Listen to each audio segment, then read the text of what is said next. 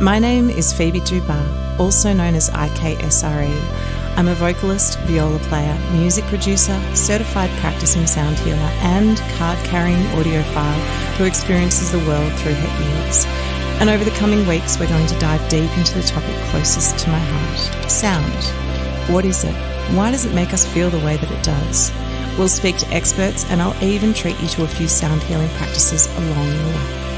Welcome to What is Sound, recorded on the stolen lands of the Bunurong and Bunurong people of the Kulin Nation. Always was, always will be.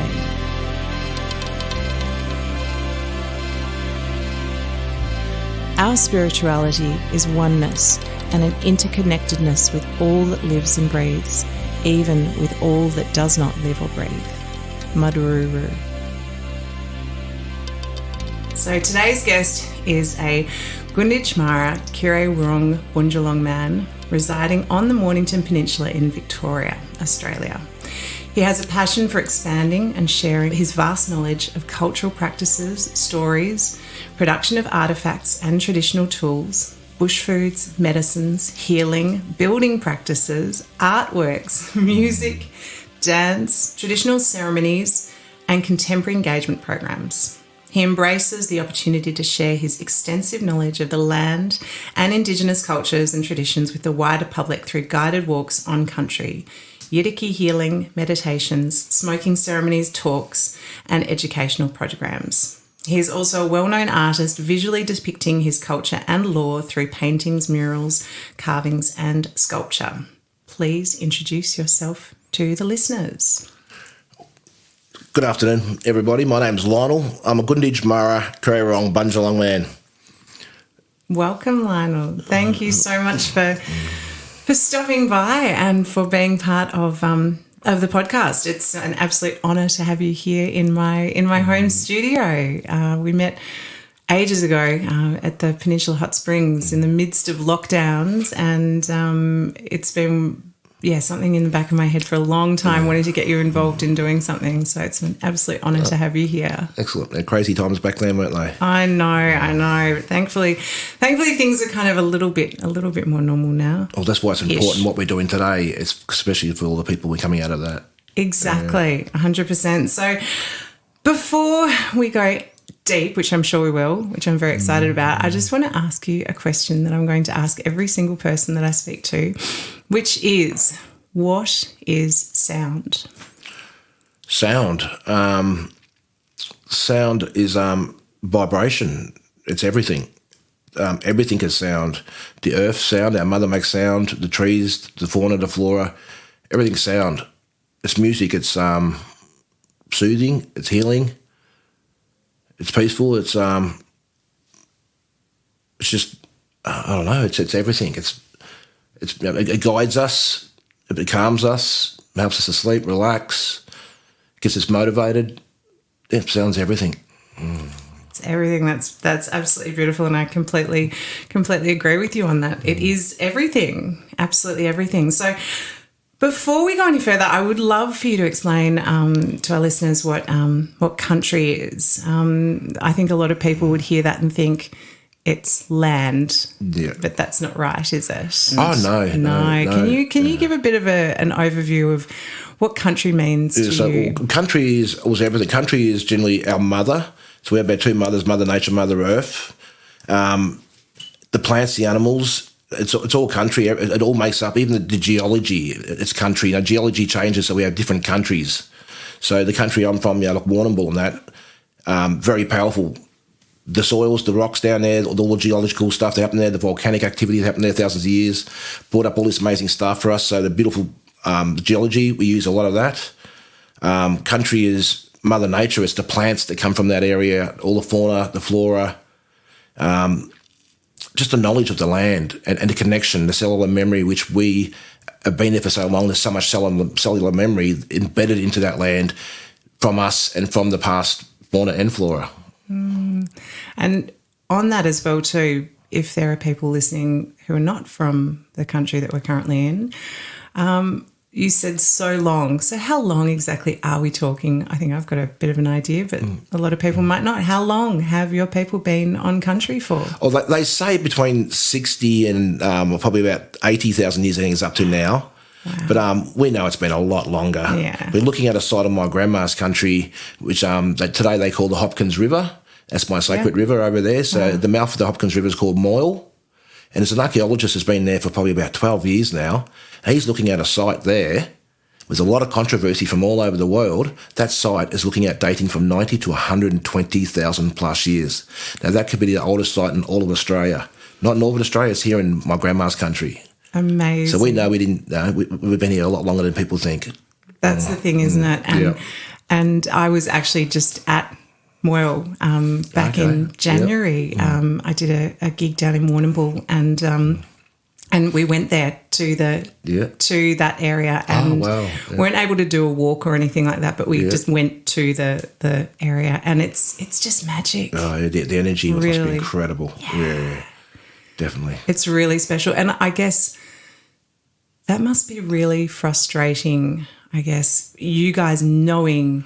Yes, that this has been there for so long, because I looked into those stories and read about how this archaeologist has been just saying, and he's a very credible archaeologist. Definitely. Incredibly. This is not just some hack who's exactly. just, otherwise they would have buried it by now. Exactly. And he's really convinced that these shell middens are hundreds of thousands of years ago. And his correct me if I'm wrong, his understanding is that if this is the case, this is the oldest relics in the world. They're actually even suggesting that life actually came from here and not necessarily the migration from Africa. Well, that's not they said 70,000 years ago we came out of Africa. That's not true. That's blown out of the window. We believe that we arrived from there's different humanoids around the world. Hundreds of thousands of years ago, we came from the Genovesan, throughout Australia, Asia, and Russia. So we don't believe that we ever came out of Africa. They're our brothers and sisters that come from another mob, Yeah. This is the thing, and the fact that you guys have this continual story and this oral tradition. Yep. And the stories have been passed down from generation to generation, from person to person. Yeah. Well, I did a gig up in Melbourne probably about 6 years ago. They got me going up to the MCG. They had scientists from all over the world. So we had a big meeting up there, all Indigenous coastal people. And one of the scientists I was talking to was from America. He specialised in the Chinese whisper. And he studied the land and sea, the ice ages, all that sort of stuff. And he was saying that he's been all over the world, travelling around, studying everybody's stories around the world. And generally, with the rest of the world, the stories start to change around about 800 years or something. He was saying 1,000 years, a lot of stories change. Wow. He came to Australia and studied our stories. Even over 10,000 years, our stories haven't changed one bit. Wow. And he's proved that through geology and through all the ice age, and the rise and fall of the land. The story we told 100,000 years ago is still the same story today. That is... and he couldn't believe that. Wow. Yeah. That is absolutely incredible. So you guys are literally the world's greatest storytellers. Yeah, we don't change our stories. No. That's absolutely incredible. So in terms of country, how does sound, in your perspective, how does sound play a role as part of country? Sound can play part of country. So I'm a coastal man. Both my grandfather's a Bundjalung, so Byron Bay, Mullumbimby, that's all my country. And we're coastal and river people there. And also on Gunditj land, which is Warrnambool, Port Fairy, Great Ocean Road, that's coastal as well as river. So I'm very lucky to be a river country man, a river coastal man. So the sounds of the ocean, so powerful. Just the sound alone is medicine. We can, even if we're travelling around, you get lost, you can hear the sound of the ocean, you know which direction to go into. The morning, when you wake up in the morning, the birds, that's a part of it. The birds wake you up with a song every single morning. So that's their gift to us, just to wake us up with that beautiful shine. The sound of the trees, the leaves. A friend of mine, Heidi Jewell, who works for Living Culture, she's a co-founder with me, business partner. A friend of hers actually went and sat at Main Ridge up at Arthur Seat, which is Wonga. She sat there for a year, for 12 months, every day of the year, hail, rain or shine, and listened, closed her eyes and listened. Wow. Now she can describe every single tree and plant by sound. Wow. That's pretty powerful, wish I had the patience to do that. No, I've got good patience, but 12 months, it's a long time, but she's amazing what she's done. that connection. And that's that what she's done there is what we always did, with connection, especially in our culture. We only work 3 to 4 days a week. So we have plenty of time to sit by ourselves, to meditate, to be at one with nature. So we're big listeners now. We've been given 2 ears and 1 mouth. So we're supposed to listen more, twice as much as we talk. In my culture, listening's a big thing. 2 ears and 1 mouth. That's so true. Yeah. That is such a powerful observation that I've never even considered. That is absolutely incredible. So you talked about the ocean being medicine as well as wayfinding as well too. So talk about how do you see it as being medicine? The sound of the ocean, because I'm on the beach all the time. Just the sound of the rolling waves, or even the big crashing waves. Like you go down there when it's a bit calmer, it's just nice and rolling. It's just splashing on the rocks, just that gentle splash. It's very soothing and calming. It depends on what sort of mood you're in. Like when I'm stressed or something, I'm feeling a bit down, I go sit on the beach, I sit on the edge of the cliffs. And when the ocean's big and rough and raw, it's like a cleansing. It's sort of like it's there to beat or to take that negative energy out of you, that sound, that big, strong waves that's pushing all that energy towards me, and it pushes that energy out of my body, helps me release my negative energies. So powerful. Yeah, and how about rivers as well? You were talking about being a river man. Definitely river. Rivers are so soothing. I mean, I actually have a story about the river of life. And actually, I spoke this to Uncle Archie's gig the other day, the first time I've ever spoken about it to anybody, and sort of thing. So I looked at rivers a lot when I was younger because I loved rivers. So the rivers are exactly the same as a human's life. We start off as a tiny little person. So does a river. It starts with a tiny little trickle coming down from those mountains, and it gathers up more water. It gets older and older. Every now and then the river might come on. It gets bigger and bigger. It comes along like a rapids or rocks, and there's a little bit of a rough stage in our lives. Then it comes to smooth water, and every now and then we come across, might hit a waterfall. That waterfall might be a death in the family or something major that's happening in your life. But at the end of every waterfall, there's always calm water. And so we travel along that calm water. You might come to a fork in the river. You go left, you go right. It could be positive, it could be negative. You choose that path. So if you go to negative path without knowing, you choose that path, you go down that path. When you come to another crossing, another fork in the river, you choose more wisely. So you learn from your mistakes. So you go left or right.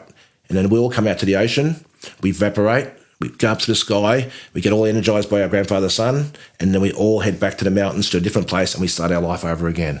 So our lives are very similar to rivers. That is incredible. I feel like pressing stop right now because I'm like, how can this conversation possibly get better than that? That is just such a beautiful metaphor, and it's so true. Just that understanding that you'll always come out at that same point. It's always calm waters. Yeah. There always is calm waters, isn't there? And just understanding that when you are going through those rough patches that there will be calm waters eventually. Yeah. Yes. Sooner or later you'll reach that spot. Yep.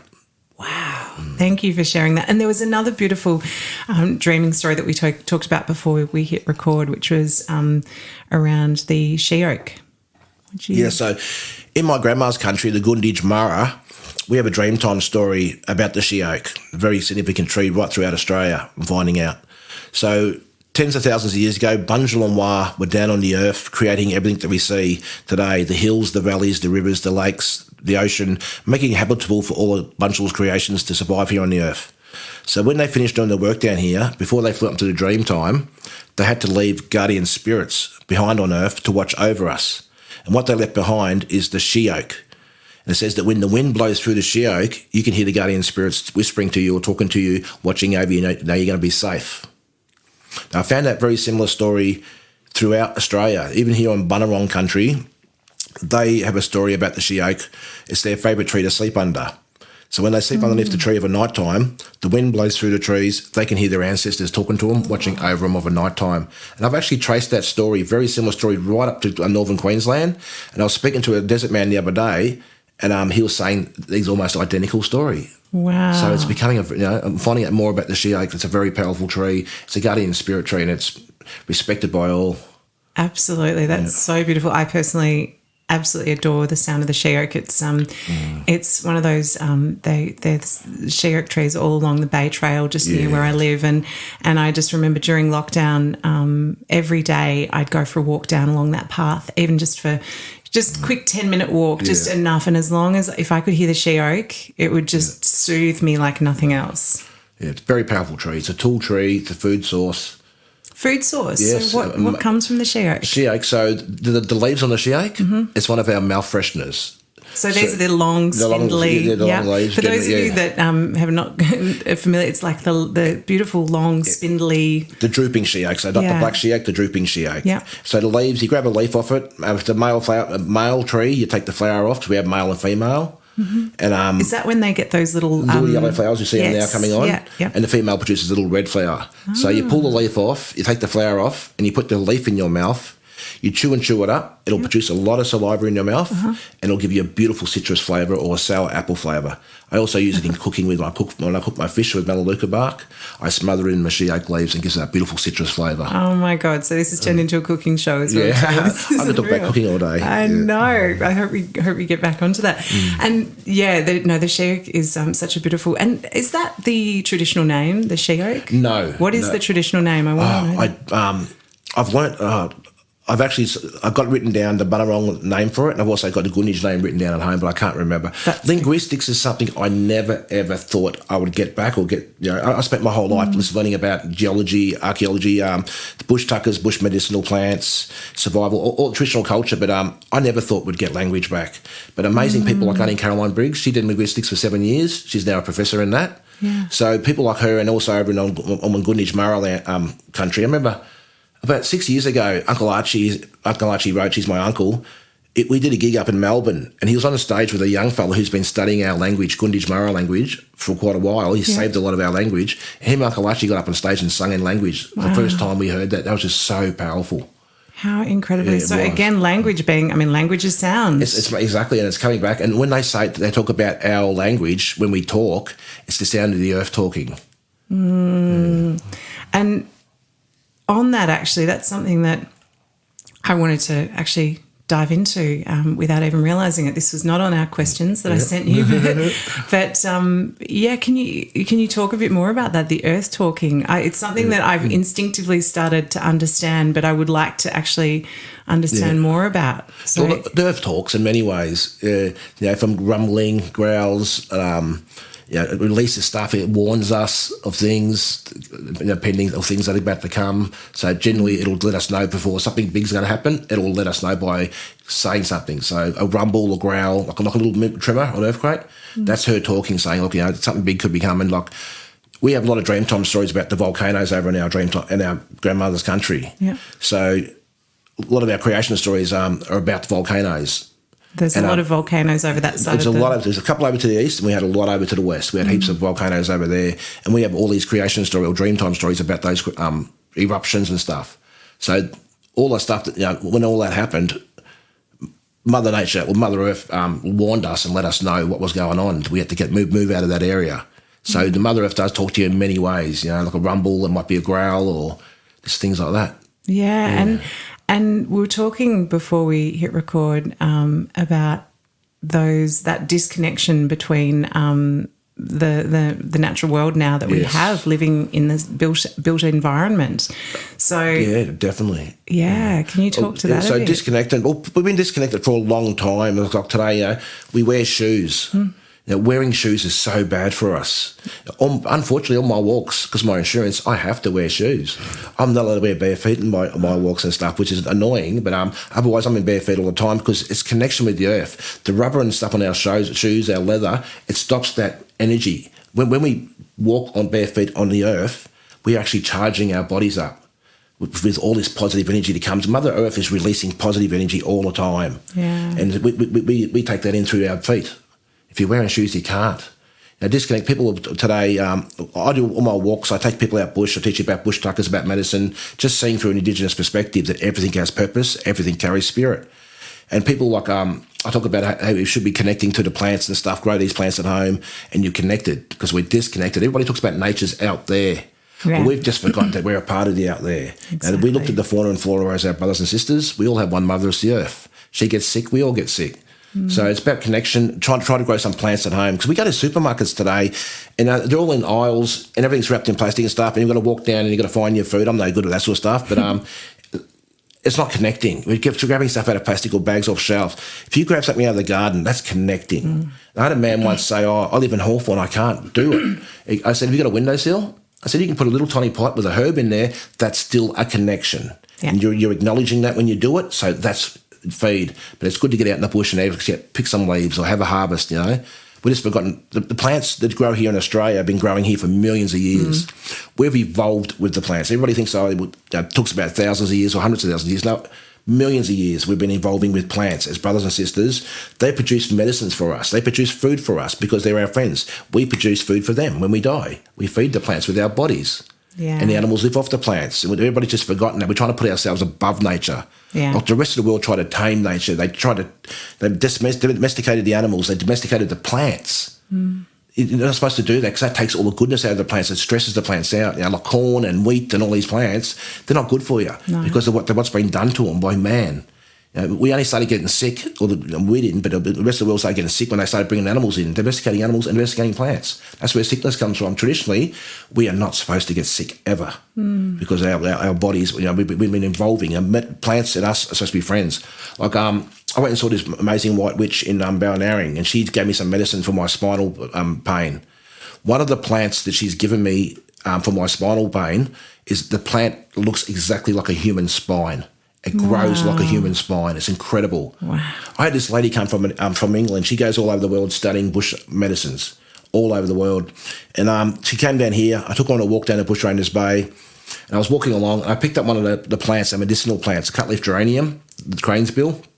I said, here, this is one of our medicinal plants. She goes, oh, medicine for your stomach. I said, how do you know that? She goes, oh, so if you turn it over, see the back of the leaf, it's got all those veins and that in it? That represents your digestive system, so this must be medicine for your stomach. I said, yeah, it is. Wow. We just take the root system of that, we boil it into a cup of tea, and we drink that medicine tea, and that is for pains in your stomach. She knew that just by looking at the leaf. Wow. She says, we have leaves that are the shape of our kidney. That's medicine for your kidney. We have plants that look like your brain. That's medicine for your brain. People have forgotten how close we used to be with plants. Absolutely. And there's a word last year, I remember someone told me a word last year there's a word for the way people look at plants as objects. Plants are not objects, they're living creatures. Like Lomandra. You heard of Lomandra longifolia, spiky-headed matrush? No. You would have. It grows all around here. That's the plant that taught me respect for plants. So when I was a young fellow, when I first started doing bushwalks, I'd have 70 kids on my walk, plus all the teachers, plus the parents that came along as well. And I've got to feed everybody bush tucker. Well, with the Lomandra, it's a long, thin grass. If you pull it the wrong way, it'll cut you like a razor blade. Oh, yeah, I know exactly the one. Yeah. And I pull that out to harvest because snow pea tastes exactly like a snow pea. And I've got to feed everybody. I'm running around like crazy. One day I cut my hand super bad, razor blade cut. I got home that night and I was talking to one of my aunties and she goes, Lionel, you have to learn to respect plants. I said, I do, auntie. You taught me that when I was a young fella, to respect plants. She goes, no, respect them properly. So you come up to the Lomandra, put your hand down the bottom, you grab a big clump. You give it a little wriggle and you give it a little pull. If it comes the first time, that's the plant giving it to you. Wow. If it doesn't come the first time, it's the plant telling you to move on. You disrespect that plant and you try to force it out, you will get cut. Wow. Now, all plants live in family groups. All plants have mums and dads. All plants have uncles and aunties. All plants have brothers and sisters. So if one doesn't give it to us, we go to one of his family members and we try them and hopefully they give it to us straight away if it's meant to be. It's about respect. You know, everything we do is sustainable and respect because everything contains spirit. Absolutely. And I'm actually on that. I'm reading, have you read the book Braiding Sweetgrass by Robin Wall No, I've heard Kimmerer? of it. Heidi might have read that. I'm in the process of reading it now. It's incredible. So it's Native American traditions. Yes. Yeah, and I just literally read a paragraph along those lines about respecting plants, but also that idea that plants or animals that you kill yourself, they're giving their life to you. They're choosing, as opposed to you're going to the supermarket and you're buying this cling wrapped steak that's been, an animal that's been killed in a horrible way in an abattoir or something, as opposed to you're actually going out, you're catching a fish. That fish is sacrificing itself for you and for your family. Or, as you said with the grass, it's allowing you to pull it out. Exactly. So this is the thing, it's this respect for nature. Yeah, it was like when we went hunting. If we hunt and we have to kill an animal, we show our appreciation. We make sure the animal doesn't suffer pain, so we make sure it dies straight away because it's disrespectful to let animals suffer pain. Yeah. And then we show our appreciation. Traditionally, we don't have words for please and thank yous because you're supposed to give and you're supposed to receive. Yeah. But we show appreciation to the animal for giving me its fur, its bones, its meat, whatever part of the animal I use, I show appreciation for because we know when I die, I go back to the earth, I feed the plants and I feed the animals. We're all a part of this cycle. And on that, please and thank you, the braiding sweetgrass, she said the same thing. Native American, there's no word for thank you because it's the same. Yep. I think same with please as well. It's that as you said, that understanding. So it's interesting that these Indigenous ideals, even though despite the huge separation between Australia and America, exactly, it's the same idea, that respect. Yeah. Definitely. Well, the spirits are everywhere and all the same. No matter what plant, what country, the cultures, they've all evolved with these plants. So they keep that respect because they've been born with that respect for 100,000 years, a million years. So it's only in the modern day that we learn disrespect for plants. We're distancing ourselves from Mother Nature, thinking we're big and more mighty, and we can survive without her. That's it, but we can't. That's the thing. We just can't. That's why we're all angry today and we're all sick, we're all tired.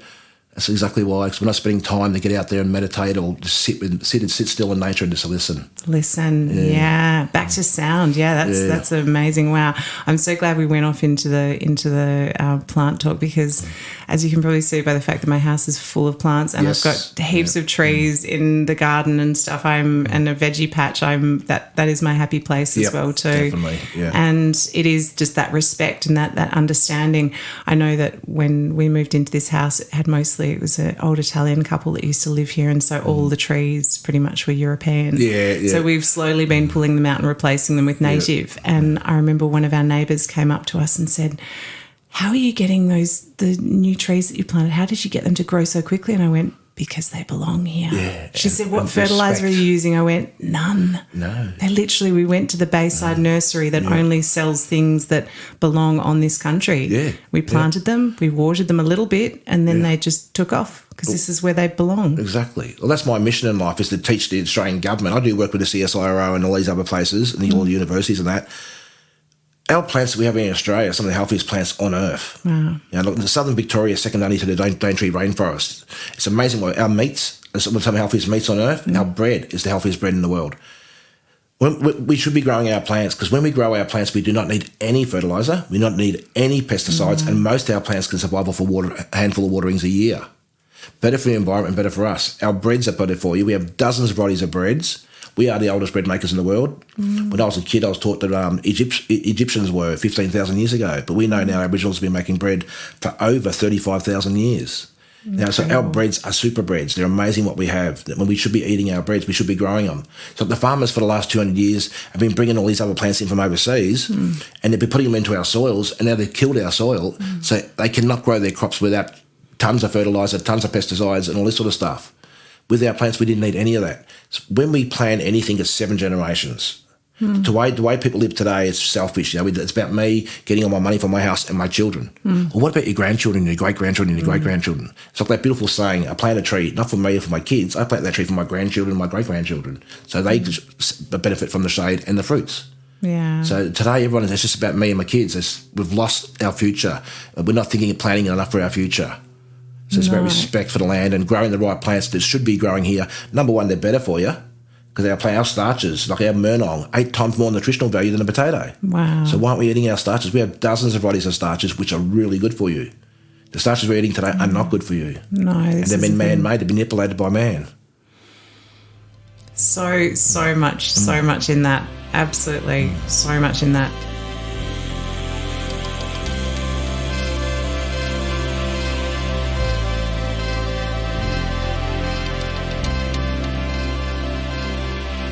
We've talked about food as medicine.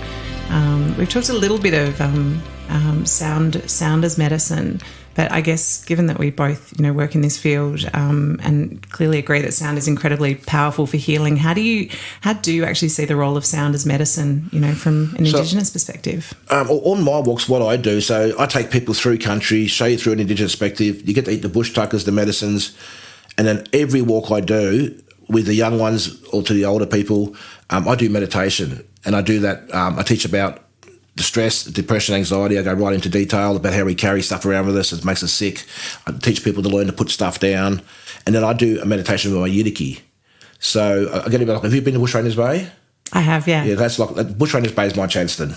So I go there right now and live there very easily. Got the freshwater country, saltwater country. It's got all that grass country. It's got a hinterlands. It's got everything I could ever need.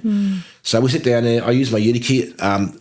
device. We didn't use these in Victoria, but I use it solely for meditation and also for vibrational healing. I am very good friends. The last 3 years I've been working with the Yolngu, who are the traditional custodians, West Wind, of the Yidaki. So I've been blessed by them, beautiful people, beautiful elders. So I use that, the sound, because scientists have actually, as scientists do, they've got to study everything. They've actually studied the Yidaki, and they say that the sound of that, or they've proven that the sound of that will lower your blood pressure, anxiety and stress, just listening to it. Wow. But when you get it, the vibration comes out of it. When you get it on your body, like my particular one I bought in today is keyed in F, so it's for your heart energy, your heart chakra. But this will clear all your body. The vibrations, that when I use it, I play it, it goes through every cell in your body. It goes through your bone. It doesn't go around it. It goes through everything. So anything in there that shouldn't be there, anything negative, the positive sound will get rid of it. Amazing. So I use that there. I give everybody a little demonstration. Otherwise, people will book me for an hour. We take you out bush. We do meditation. I talk to you about depression, anxiety, stress, what you might be carrying, and how you to deal with it. And then I sit you down and I stop and start, and I play this over your body, on your chest, on your back, your head, all those different parts of your body, and it blows through there. Really, really powerful. The feedback I've been getting has been incredible. Yeah. So I've had people like I've been doing a lot of healings now for quite a few years, and I've had so many people come up to me and said that their past ones have come to them during a healing. Wow. I've had so many people cry. My husband came to me. My daughter came to me. I had a man from New Zealand. He said his dog came to him. His little staffy that just passed away came to him, and he was in tears. I've had so many people say that the spirits, and when I'm doing it too, multiple times, there's not just one. These are people from all over Australia and New Zealand that are saying the same thing. I think there was a group of elders there watching you when you do it. There's always an old man with a beard and three old ladies are always watching over me. And I don't see it, but these are people from all over Australia telling me the exact same thing. Wow. About their past ones coming to them, these particular Indigenous elders who've been watching over me for a while. So it's pretty powerful. They say it opens up portholes to let the loved ones through, the vibration. Yeah, that is incredible. So on your walks, and we'll come back to the Yidaki as well too, but on your walks, so are you pointing out the sounds of country as well too? Definitely, and the birds we would talk about that, the sounds. If the birds make a particular noise, we know something's going on. Like if the birds are going crazy in the sky, say, right, there's an eagle or a bird of prey around. How do you know? You never look up, there'll be a bird of prey will go past. I know that before that because the sounds the birds make, The wind on the trees, it tells us a lot which way the wind's coming from, things like that. Warning calls from birds. What else? I don't know.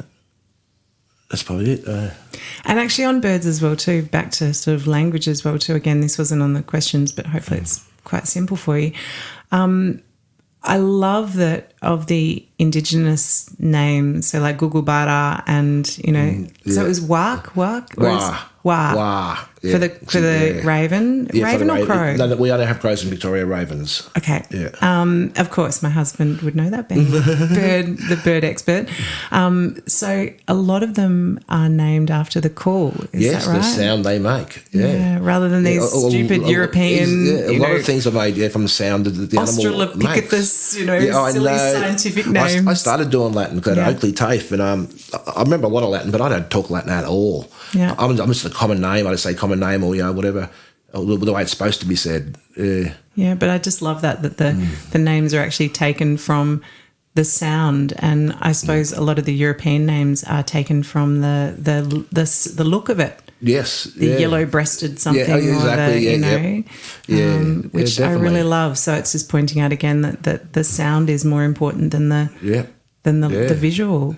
There was I loved your comment before about the two eyes or the one mouth and two ears. And there's also a great podcast that I listened to last year where he talked about the fact that we've got eyelids, but we don't have ear lids. We can't close our ears. No, yeah. But, the Western society is so focused on the visual and what we see, whereas our hearing is so much more important because if it gets overwhelming, we close our eyes, but we can't actually switch off our hearing unless you shove something in your ears. Yeah, exactly, 100%. It's like with meditation, I tell people to try to meditate at least once a week at the minimum, even only for an hour. If you're there for an hour, sit there half an hour, eyes open. Excuse me. So eyes open, look at the clouds, look at the trees, look at the bark on the trees. When I tell people look at grass, people see green. Look at the grass properly, look into the grass. I teach people to use their senses So you look at all this stuff, you take it all in. But when you close your eyes for half an hour, your hearing and your smell gets heightened. You'll smell things that you didn't smell before, and you'll hear things that you didn't hear before. Our eyes take away a lot from sound. Because when you close your eyes, you'll think, I didn't hear that before. But when your eyes, because eyes are busy, you're always picking up on things. But it's good to use your eyes to see that stuff. The clouds can tell you a lot about the weather and all this sort of stuff. I have a story about an ant that was told me about by an elder when I was younger. So, beautiful story she told me about this, about the ants and about observing nature and taking notice of what's going on around you. I was up at Wonga, half asleep, with my son Jarrah. It was a Sunday afternoon. Beautiful grandfather's son was sitting down over the bay. Beautiful sunset. And an ant walked past me carrying a white pebble. I said to my son Jarrah, tell me what this ant's telling us. I don't know, Dad, carrying a white pebble. So that ant's telling me in 2 to 3 days' time, grandfather's son's going to come beating down the earth and it's going to be super hot. How do you know that? So the ant's going to put the white pebble around the hole, and when grandfather's son comes down, he's going to hit those white pebbles and reflect the heat away from the hole. I said to him, if the ant was carrying a black pebble, what does that mean? It means the cold weather's coming. Wow. If the ants build their nest up really high, it means a big rain's coming. Not little rain, big rain's coming. We can learn a lot by sitting still in nature and just by observing and listening. Absolutely. The man on telly gets it wrong all the time with the weather. Mother Nature never gets it wrong. No, definitely not. That's wow. Thank you for sharing that. That's absolutely beautiful. So this is something that I've been told that the Yidaki is regarded as the sound of creation, perhaps as the yogis would see the sound of Om. Yep. Could you elaborate on this? So sound of nature, with the Yolngu, the people I've been working with, which are traditional custodians. And where exactly? So that's Yofu Indi, all that's a Northern Territory. Northern Territory. Right up there, that's all that mob. They're the traditional custodians. They made and invented the Yidaki. Yeah. Other tribes have different names. Like, the word didgeridoo. Do you know where that came from? Where? Oh, there's one of the tribes, right? So there's this European fella up there a long time ago. He was hanging with the tribes up there. One of them was playing the Yidaki, and he makes a sound through it that goes didgeridoo, didgeridoo, didgeridoo. Oh, he heard that sound and went and told the whole world it's called a didgeridoo. So that's why we got stuck with didgeridoo. Wow. Yeah, but generally the Yolngu people call it west wind. Yeah, so the wind blows through and it's a messenger. It's sound, healing, it all spreads, gets carried. That is beautiful. That is absolutely beautiful. And before, I'm very, very honoured that you've got your beautiful instrument in here with us, and we're going to do a short meditation. But I guess for anyone who has not ever heard it before, I'm sure everybody's heard it, at least a little bit, but, can you just walk listeners through the instrument as if they'd never heard it before, like it was an alien from another planet?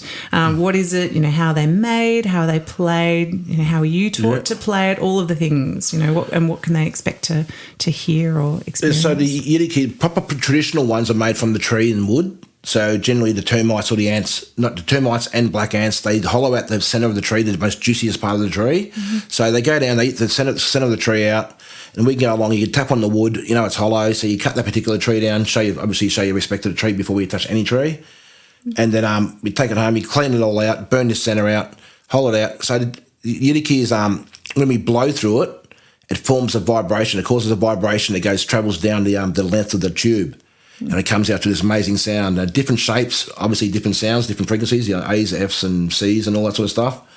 So that sound comes out, it's like medicine. When you hear it, it soothes and calms you down. I know a lot of people just cry from the sound of it. But it's an amazing instrument. Like my particular one that I brought into the studio today, it looks like plastic, but it is not plastic. It's 100% pure hemp. The colour on that one is actually a sacred charcoal from Jerusalem and water. There's no glue or nothing involved in the one that I bring in. I do make traditional ones, but these ones I use for healing because you'll see how powerful these things are. Yeah. They've got a lot of spirit, these things. Amazing. Yeah, so... sorry. So even with the Yidaki, traditionally women didn't play it, but the women did help make them. They said that they would go out, collect them, bring them back, they'd make them up, paint them up, but it was for their husbands. Amazing. So they were part of the process. Definitely part of the process. Amazing. Yeah. And that's the thing. So how were you taught to play it? Like, was this something that you learnt as a I was actually never taught to play. I was taught to make them by Uncle Ron Murray. He taught me that when I was about 18, 19, taught me about Yidakis. And he taught me how to make them and how they should be made, but he never ever taught me how to play it. Now, I started selling my Yidakis all over the world, all around this place, and I thought one day someone's going to come from overseas or Europe or something and ask me to play. So I sat down one day and grabbed my one home, and I taught myself to play within a day. I had to, because I didn't want someone to come up to me and say, can you play or not? Yeah, now I can. Yeah, so it took me about a day to teach myself to play it. Yeah. I don't use it for music. I'm no good with music. I've got a lot of musicians in the family, but I use it solely just for healing and meditation because it's so powerful. It's amazing medicine. Amazing. And it's part of initiation in a lot of... Oh, definitely. Up north, yes. Up north, yep, okay. Definitely, yes. So it's not part of initiation down here. No, it's very much... Yeah, we didn't have it in Victoria, Southern. Like I said, I only use it for meditation and for healing. But up north, definitely for initiation, for ceremony, very important for ceremony, and men's business, all that sort of stuff as well. And traditionally, would every... boy or young man be taught to play? No? No. You have to be chosen to play it. Wow. So even in certain tribes, you have to be chosen. Not any man can pick up a Yidaki or Yidaki. They have to be chosen. Okay. Yeah, so there's a lot of things. It's like when you become a medicine man. You can't just become a medicine man. You got to be chosen. Yeah. And around what age does that happen? For the Yidaki, I actually have no idea. Okay. Initiation is done 13 to 14 roughly, but to play that, I actually have no idea. So some point after teenage years. Yeah, definitely. In other words, yeah, definitely. And then the person that's chosen to play Yidaki or Yidaki, are they also taught to play other instruments? Are there other... with the clapsticks and the boomerang, everybody generally plays them, can play them. So generally the women and the kids and the men, they generally can play the clapsticks or the boomerangs. We use them for music. Yeah. But then the special role within, would there be like only a few people that were actually given that role of actually... when it comes to ceremony, 100%. Because ceremony, because the kids might get it wrong or somebody, the people, during ceremony, only particular people play those instruments because you've got to play them properly and you've got to get the proper beat and rhythm going, for the spirits. Exactly. Yeah. It's because it is so powerful. It's so incredibly powerful. Yeah. And it's like we heard of the bull roarer? Yeah. Yes. We use the bull roarer all over Australia. And we use that. It's a little piece of wood to connect to a bit of rope. And we wave it around our heads and it makes a low droning sound. All low droning sounds travel further than a high pitched sound. Elephants can communicate 15 miles away from each other by a low droning sound that we can barely hear. So it's amazing. So we use that particular setting as a bush telephone to call in people in, so they can hear the droning sound. Otherwise, we use it to call the spirits up because the spirits are here and they would come along as well. So it's like a bush telephone. Amazing. A bush telephone. That's incredible. Yeah. So the bull roarer. So there are, and obviously you said the boomerangs and the clapping sticks. The clapping sticks, yeah. So, and they're the long kind of skinny, well, not long, but the sort of 30 centimetre or, long. Oh, the clap sticks? The clap sticks, definitely. They could be anything from, probably about 30 centimetres. They can be even bigger. All different shapes. Some clap sticks have two notes. Some only have one. Yeah. Yeah, but definitely making them properly is a traditional way of making them. You can't go. It's hard to get good ones today because they're not making them properly. Yeah. So you got to use particular wood. Yep. And then when you take the wood, you got to cook the wood. Burn it. You got to cook it because all wood's full of air and starch. So when we cook it on the fire, it takes all the air and starch out of it, makes the wood super hard and compact. So when I hit my clapsticks together, they sound like rocks or metal. That's how they're supposed to sound. Wow. Today I see a lot. I pick them up and they're like real dull. They haven't been cooked in the fire or they're using the wrong wood. Wow. So is that something that's common to most traditional country all across Australia or all across the country? Yeah. Wow. Yeah, clapsticks, definitely. Boomerangs. And boomerangs and the bull roarer as well too? And the bull roarer. As far as I know, I think everybody had the bull roarer because I found it from the east to west, north, south. Yeah. Wow. And actually that's something that I definitely should have, that I can't believe I didn't put on the list of questions, but I've just popped into my head as well too. Can you talk, God, this is a topic you could probably talk on for 5 days without breathing, but song lines, I can't believe I forgot to include that. Like, well, can like you the River of explain? Life, that's our song line. Like I said before, the River of Life, that's a song line. Yeah. We all have song lines from the day we're born. It's the same thing. We all have our personal song lines. We all come from one song my Uncle Archie wrote, that amazing song. So we all come from one song, but we all have our individual song lines. Our song lines are our journeys in life. We also have our song lines, because we didn't draw maps. So we have at a certain place, like we have ceremony, we're going to go somewhere for a ceremony to a men's area or to a women's area or to harvest from a particular place. I'm going to go catch turtles, I'm going to go catch something. We have a song for everything. So as we walk along, we never got lost because we sing our maps. So we sing as we walk along. And we actually sung the land, we sung the trees, we sung the birds. And when we get to a place, we sing to the spirits to let them know that we're coming. Because we can't just rock up, as people do, they rock up unannounced. So we've got to rock up. When we rock up, we actually sing the spirits. So we have a song for everything. And when we're going to catch an animal, we sing the spirit of that animal so it can provide us with food. Wow. So it's all about singing. We do a lot of singing. That's what songlines are.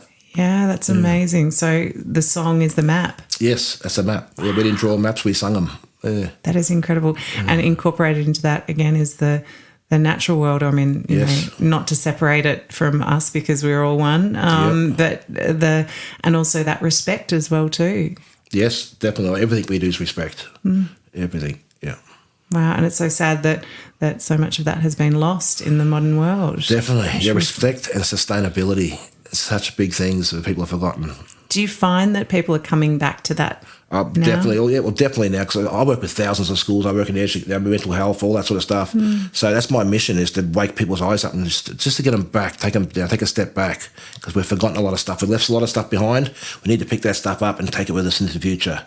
And no matter how we live, we still need to bring that. We can bring that into our homes. We can go out with the kids. We can go out with the family. So having a barbie party here, go have a party on the beach or go to the picnic area or somewhere. So before we dive into finish with the meditation, what do you have coming up? Have you got anything coming up that you'd like to talk to people about? That you've got, obviously your walks, but...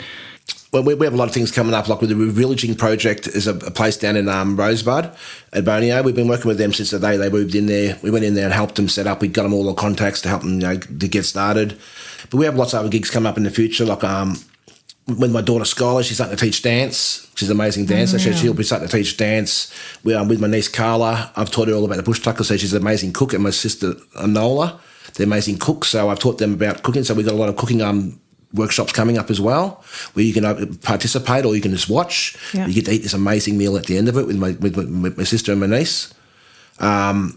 We are looking at a lot of workshops, so like clapstick workshops, teaching people about woodworking. So we've got this amazing place in Main Ridge. There's huge property, so we're going to start doing workshops there, making clapsticks, fire stick, digging sticks, down the track Yidakis and all that sort of stuff. Brilliant. So it'd be good. So when we start doing things like that, I take you out the bush. The first thing you learn before you even touch the wood is respect for trees. Yeah. You have to respect trees. Like traditionally in the old days, we made a canoe. So we made canoes from messmates and stringy barks and red gums. You don't ever walk up to a tree and take the bark. We never cut down big trees, but we took bark. So for us to do anything like that, it's a 3-day ceremony. Me and my whole family have to go to that tree and show our respects to that tree, let the tree know our intentions, cleanse it, and do a ceremony. Because we know taking the bark of the tree is going to hurt the bark for a while. It will heal, but it'll hurt for a while, so we have to show our respects. So before we even touch any sort of wood, it's about respect. And when I work in the rehabs, I teach the young men and women about respect. You can't just go up to a tree and cut them down. You've got to show your respects, let the tree know your intentions, and then you take from the tree. Yeah, amazing. Yeah, so we got lots of those sort of workshops coming up, cooking. We're opening people's eyes up everywhere. My culture is supposed to be shared. It's against our law not to share culture and knowledge. So people want to get healthier, and when future generations, we have to start listening to the Indigenous people because that's our future. Yeah. Everybody goes, it's the past and primitive. No, it's the future. We found a perfect way of life tens of thousands of years ago. That we work, nature's our brothers and sisters, and we all have one mother, it's the earth. She gets sick, we all get sick. Yeah, that's it. Thank you, Lionel. So where can people find out about all your offerings online? So your Living Culture is the company name? Yep, so Living Culture is our company name. You can jump online. We're on Facebook, on Instagram as well, and we have an amazing website. Yeah, so through Living Culture. Amazing. So hopefully go find Lionel, find out about all his wonderful offerings if you're lucky enough to be in Victoria and can actually make it along in person. But otherwise sounds like there's a lot of online stuff as well too. Definitely. That's the thing. Yep. So we are looking at working in Warrnambool as well a lot more. I'm going to set up over in Warrnambool, and also Byron Bay, my grandpa's country. We want to start doing a lot more work up that way as well. Amazing. Yeah. Well, may Blues Fest be the start of more stuff up in Byron Bay. That would be amazing. So thank you, honestly. honestly, Lionel, I cannot thank you enough from the bottom of my heart for making the time to come and chat today, come to yarn, and I've just learnt so much, and I hope that everybody listening has learnt so much as well too, and maybe we'll take away just one little thing that will spark something and get them to see the world in a slightly different way and to hear the world in a slightly different way. Yeah, definitely. So we'll leave you with a short Yidaki meditation. Is there anything that you that you would normally introduce the meditation with, or?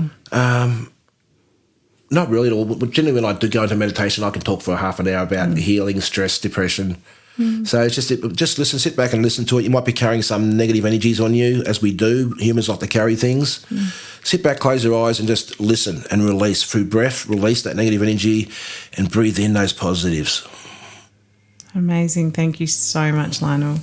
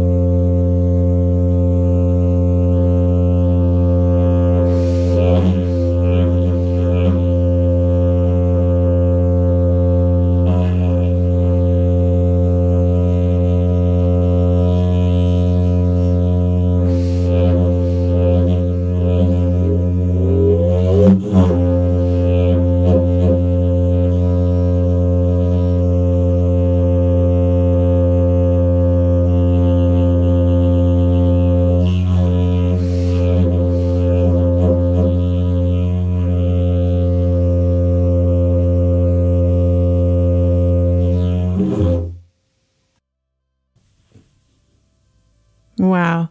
I hope you guys took something from that incredibly rich and generous conversation with Lionel. We touched on so many themes, all of which are so important to us, both as Australians or humans. As always, if you enjoyed the show, please rate, subscribe, and share it with your friends and family. And once again, I'm not seeking financial gain from this podcast. If you feel like showing your appreciation, please don't direct it to me. Send it on to Lionel's non-for-profit, First Culture. Their mission is to educate people about the importance of keeping Aboriginal culture alive.